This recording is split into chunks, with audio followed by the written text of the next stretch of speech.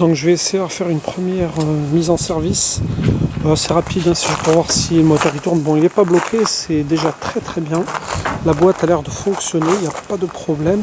Donc là c'est quasiment déjà démonté, hein. J'ai coupé le conduit, j'ai vu qu'il y avait un robinet d'essence qui était bouché.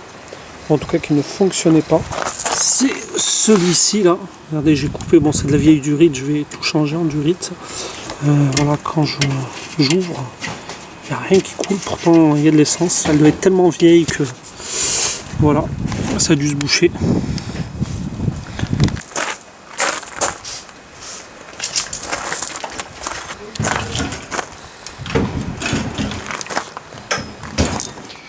Donc voilà, là je constate que la bougie est morte. Il faut savoir qu'à ce stade, il faut vérifier le niveau d'huile de boîte et également l'huile moteur.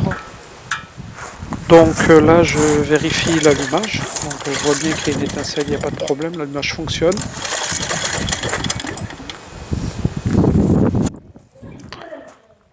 Donc maintenant je dois alimenter le carburateur. Pour cela je vais faire un petit système. Pour dépanner, vu que le réservoir, on va dire, est HS, il est rempli de rouille et donc il est bouché.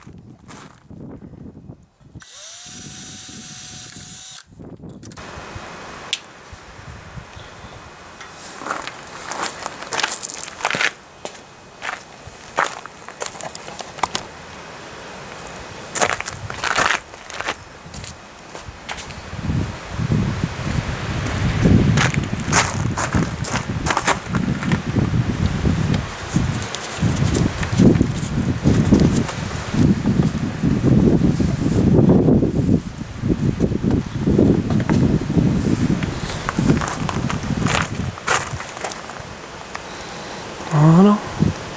On va faire le plein à l'ancienne.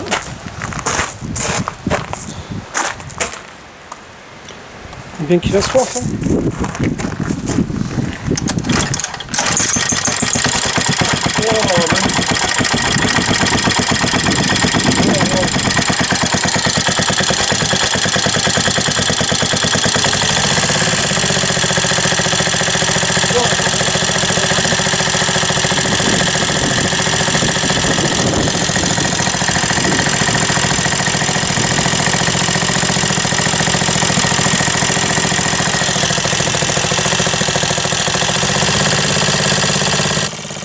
Donc voilà, comme vous pouvez le voir, j'étais super étonné qu'il démarre du premier lancer.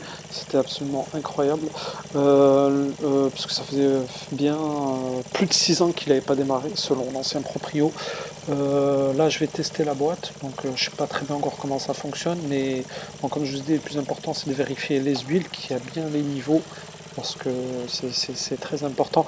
Même je vous conseille, avant de faire le premier démarrage, de mettre quelques gouttes d'huile dans le piston. Ça peut que lui faire du bien. Et de tirer quelques coups.